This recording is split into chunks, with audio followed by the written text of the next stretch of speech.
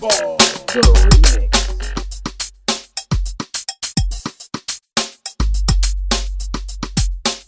They're playing. Ball, the remix. They're playing. Welcome to the Basketball the Remix podcast, broadcast daily, Monday through Friday. Basketball the Remix podcast is a fast-paced 15-minute show that will educate you, entertain you, while evangelizing the benefits of Basketball the Remix, basketball with no backboards, as a new sport and platform to impact the economics and education in communities across the country. I am your host, inventor, author, blogger, father, son, coach, and minister, M.T. Armstrong. Let's get it started. They're playing. Ball, the remix. They're playing.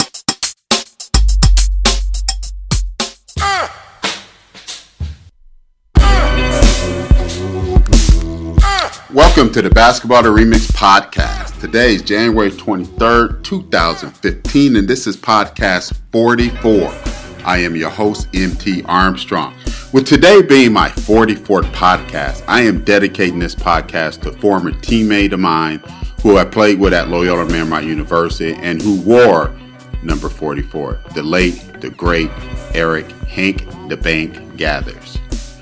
I first met Hank the summer of 1986 after he and Bo Kimball decided to come to LMU, transferring from USC. I didn't know much about Hank at the time. Over the 2 years of time that we spent on the basketball court, Hank definitely earned my respect. His approach to living his life on his own terms is an amazing testimony and still impacts people 25 years after his death. You know, before I share some of my personal experiences and insights into Hank, I wanted to read an article that I think articulates what I always believed about Eric Hank Gathers. The following article was written by Monte Poli of the Oakland Tribune and was published on March 3rd, 2010, entitled, Hank Gathers Had Heart Until He Died 20 Years Ago.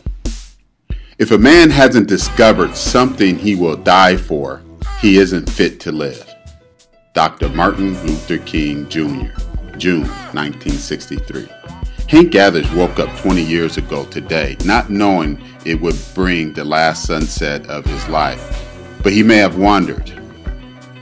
He was 23 years old and had decidedly warrior mentality with the basketball court as his arena. His teammates at Loyola Marymount University understood this, as did his coaches, opponents, family, and fans. They all knew.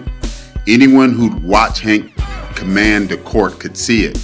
But every warrior, no matter the arena, will confront a defining dilemma, forcing guidance from deep within. Until there is clarity from the heart, there can be no profound action or inaction. Hank, I believe, woke up that morning with that defining dilemma. 3 months earlier, his irrepressible spirit had been compromised.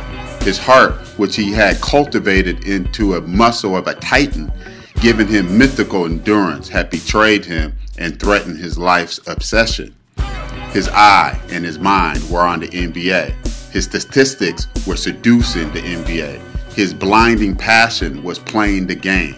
He had led the nation in scoring and rebounding as a junior, and now he was a senior mission. He had an appointment with the league. You understand? And suddenly, his heart, the essence of his game, was letting him down. The one thing about Hank that had passed everybody's test was failing him now. He had collapsed during the game in December, after which was diagnosed with a treatable heart condition. Still, it is serious for anyone and utterly devastating news to any ambitious young athlete. Treatment involved drugs, including Inderal, to maintain the rhythm of his heart. About a month after he collapsed, Hank greeted me in the visitors' locker room at Santa Clara Torso Pavilion, now Levy Center. I asked how he was doing. He said, "All right, just chilling." Having known him for a couple of years, I sensed a measure of frustration I'd never seen, and maybe a touch of denial. Maybe he was so fiercely determined to remain Hank that he was struggling with the concept of restraint. Know what I didn't sense? Fear. I'm not sure Hank knew how to be afraid. When recalling the horrors of his North Philadelphia hood or battling Shaquille O'Neal in the paint, Hank would grin at the memory. He was that way. If he had been a boxer, he would have traded punches with opponents until they broke, and then would have put his arms around them and befriended them. Hank was a survivor. His vigor and production on the court documented his certitude. He embraced contact. He fed off of it, as if it made him feel alive. This was the perfect attitude for anyone who was 6'7", a well-defined 220 pounds, and spent game nights in the paint. And now, he was saying he was trying to get used to drugs. He had missed 2 games awaiting medical clearance. And when he was taking them because that was the doctor's orders. He didn't like the drugs, though he said they slowed him down.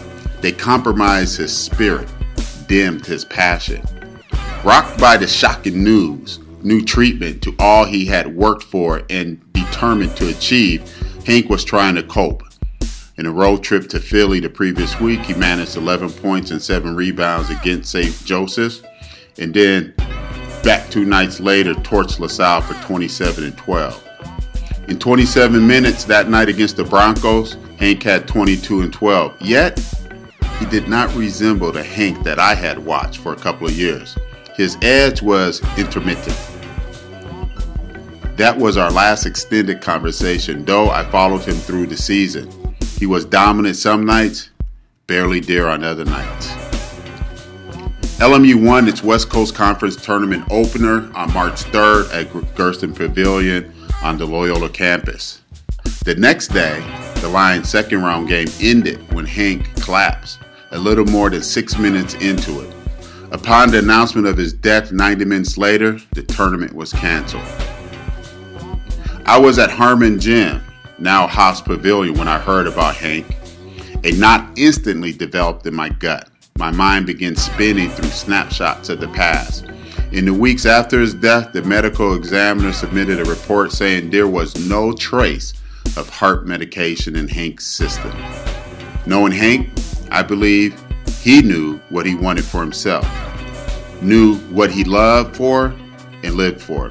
I believe he woke up one day facing that great dilemma and found his clarity. I believe the game meant so much to him, he would die for it.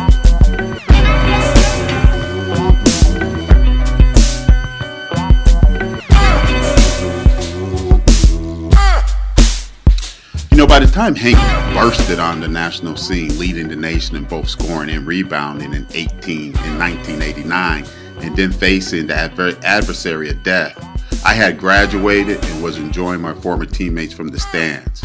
As I effort to cope with Hank's death, I also resolved, like Mr. Poley, that Hank died doing what he loved, doing what he loved, and there was no other way for him to go out other than after catching an alley-oop pass and finishing with a powerful dunk. One of my former teammates, Enoch Simmons, once said, "We take something from everyone we get to know." Even today, Hank is the best examples of sheer determination and willpower. I use him as a source of inspiration for myself and an example of what hard work and determination looks like for other people. In basketball, Hank and I were cut from a similar cloth.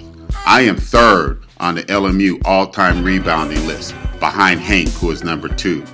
If Hank and I never played together, I would have averaged 9 to 11 rebounds my senior year.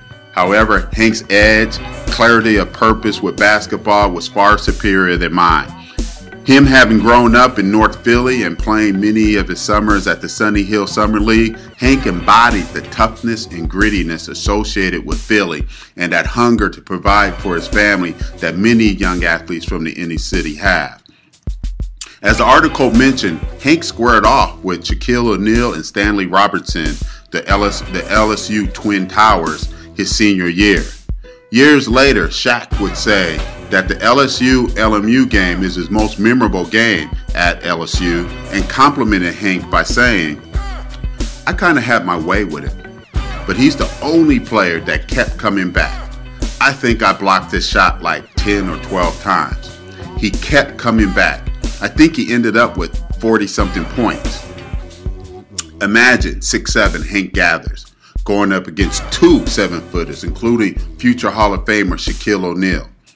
He gets several of his first shots blocked, but instead of cowering and backing down, he doubles down and continues to attack the basket to drop 48 points and 13 rebounds, 1 point shy of his career high. By the time that LSU came around, Hank was shooting his free throws left-handed. A natural right-hand shooter, Hank struggled shooting free throws. Hank didn't have the best shooting form. He was deadly from 10 feet in, but shooting a free throw was Hank's Achilles heel. What makes Hank switch to shooting left-hand so amazing is he already demonstrated he could score buckets. The previous year, Hank became only the second person in the NCAA history to lead the country in both scoring and rebounding. Think about it. None of the NBA GOATs have done this. Who have played college basketball have accomplished this. So to make such a drastic change to improve was an example of his character and his integrity to his commitment to being the very best. I mean, if you had already demonstrated you were the best of the best, you led the nation in scoring, you led the nation in rebounding, why would you subject yourself to the drastic change, potential ridicule, just for an incremental improvement? Think about it.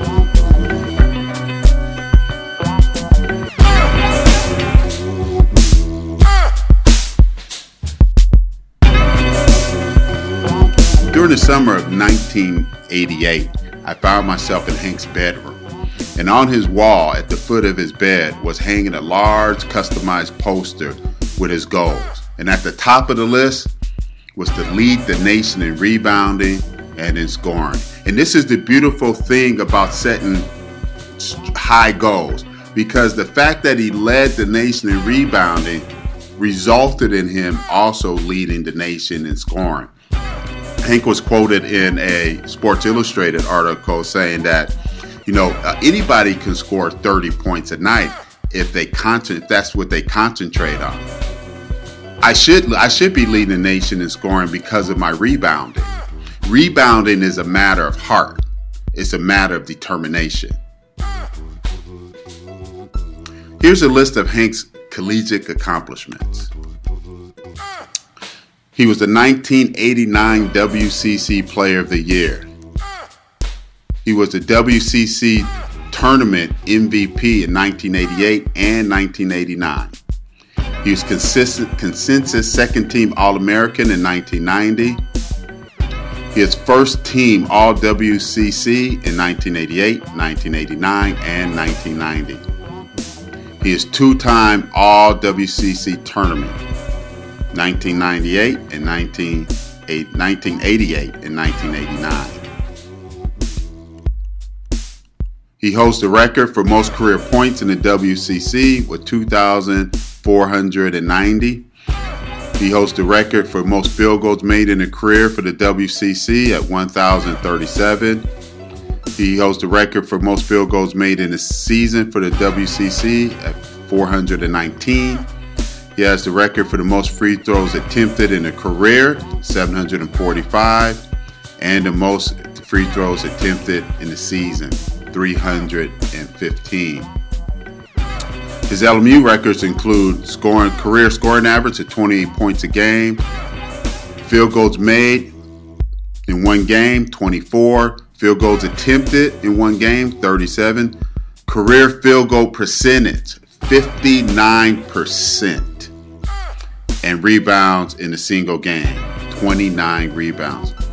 Hank also is the only player to lead the nation in scoring and lead the nation in rebounding. He's only the second player to lead the nation in scoring and lead the nation in rebounding in the same year in 1989. And each of the LMU teams that Hank played for set the NCAA record for scoring, with his LMU, with the 1989-1990 team still holding the record at 122.4 points per game. Hank's legacy is alive, and from the Hank Gathers Recreational Center in North Philly to the images of Bo Kimble shooting left-handed free throws during the March Madness commercials each year. To me, harnessing and demonstrating my own raw willpower to go against the grain, to birth the new basketball sport, and to improve the basketball market. Hey, support my efforts to launch Basketball the Remix, basketball without backboards in communities across the country. My goal is to establish new economic and educational platforms in communities across the country, create new opportunities for children, youth, and young adults to use basketball as a platform to launch successful lives. Go to my GoFundMe campaign now at GoFundMe.com. Search Basketball the Remix and become a founder today.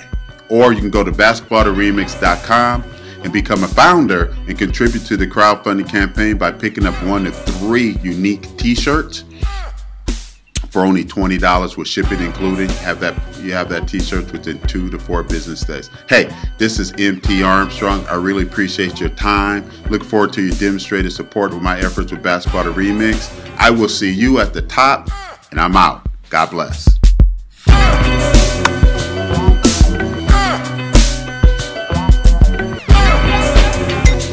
The Basketball the Remix podcast is produced by Peach Basket Development, LLC. Executive producer is M.T. Armstrong. Assistant producer, Colin Papp. Social media manager is Jacob Wapsnick. Music by DJ G of W3FB-FM, LLC of Hollywood, California. These podcasts are produced under Creative Commons and can be freely reproduced.